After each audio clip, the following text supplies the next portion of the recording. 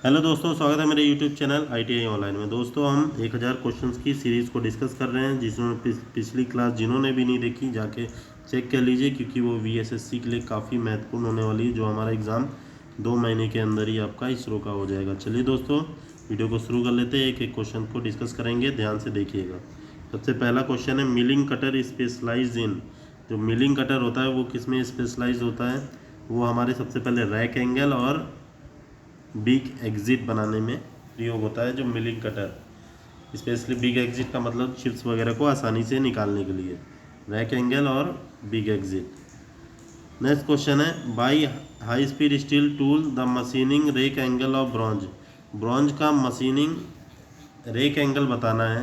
जो rake angle हमारा bronze का कितना होता है जब हम हाई स्पीड स्टील टूल से उसकी मशीनिंग करते हैं, वो हमारा होता है 0 डिग्री, यानी कि no rake angle is needed. तो ब्रॉन्ज की मशीनिंग के लिए कोई भी रैक एंगल ज़रूरी नहीं है, और अगर एंगल पूछेगा तो आपको 0 डिग्री बताना है। नेक्स्ट क्वेश्चन है, coolant needed for carbide tool. अब कार्बाइड टूल जो कि अब सबसे हार्ड टूल होता है, उससे हम जब भी हम ग्राइंडिंग करेंगे या फिर हम उसकी ड्रिलिंग करते हैं, तो उसमें हम कौन सी ऑयल का प्रयोग करते हैं? तो उसमें हम कूलेंट के तौर पे सोल्यूबल ऑयल का प्रयोग करते हैं। 1:20 इनका रेशियो रहता है। कमेंट करके बताइएगा इसमें 1 क्या होता है और 20 क्या होता है।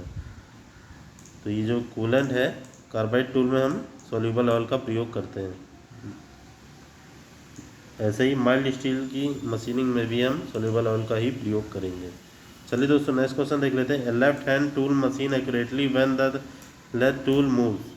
एक लेफ्ट हैंड टूल है, वो मशीनिंग बहुत ही एक्यूरेटली यानी कि बहुत ही शुद्धता से करेगा जब लेथ का टूल कैसे मूव करे।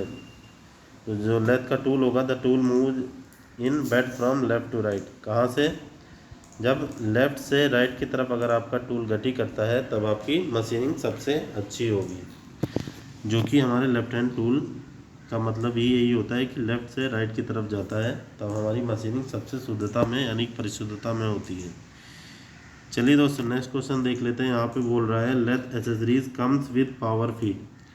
वो कौन सी लेथ एसेसरीज है जो पावर फीड के साथ आती है? तो पहला होता है हमारा कैरेज, सेकंड होता है क्रॉस स्लाइड, फिर होता है हमारा लीड स्क्रू। ये तीनों ही हमारे पावर फीड के तहत आते हैं। इनके अंदर पावर फीड की व्यवस्था रहती है, कैरेज, क्रॉस स्लाइड और लीड स्क्रू में। जो कंपाउंड रेस्ट हमारा होता है वो पावर फीड के में नहीं आता है, यानी कि उसमें पावर फीड नहीं दी जाती है। नेक्स्ट क्वेश्चन है, gauge use to check hole. Gauge का नाम बताइए जो होल का चेक करे। तो वो होता है हमारा प्लग गेज। प्लग गेज की सहायता से हम किसी होल रहता है, और प्लग गेज कुछ इस प्रकार रहता है, ये इनका गैप को चेक करता है, इसी को ही प्लग गेज बोलते हैं। प्लग टाइप में रहेगा, जैसे कि आपका इलेक्ट्रिकल प्लग्स रहते हैं, बिल्कुल सेम उसी के तरीके से।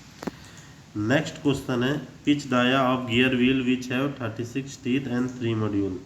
आपको पिच डाया बताना है गियर व्हील का, जिसमें 36 दांतें और 3 मॉड्यूल हैं। तो आपको कुछ नहीं करना है, यहाँ पे पिच डाया का फॉर्मूला होता है टीथ इंटू मॉड्यूल। तो पिच डाया आपको नहीं पता है, तो पिच डाया और टीथ पता है, तो टीथ की जगह हम 36 टीथ लिख देंगे, यहाँ पे इंटू कर देंगे मॉड्यूल से। मॉड्यूल 3 दिया हुआ है, अब आपका आंसर 108 mm आ जाएगा। ये हमारा पिच डाया हो जाएगा। नेक्स्ट क्वेश्चन है, chips produce in matching machining of cast iron. Cast iron में किस प्रकार के चिप्स निकलते हैं? जो कास्ट आयरन होता है वहाँ पे हमारे डिसकंटिन्यूअस चिप्स निकलते हैं। कैसे निकलते हैं दोस्तों? Discontinuous chips.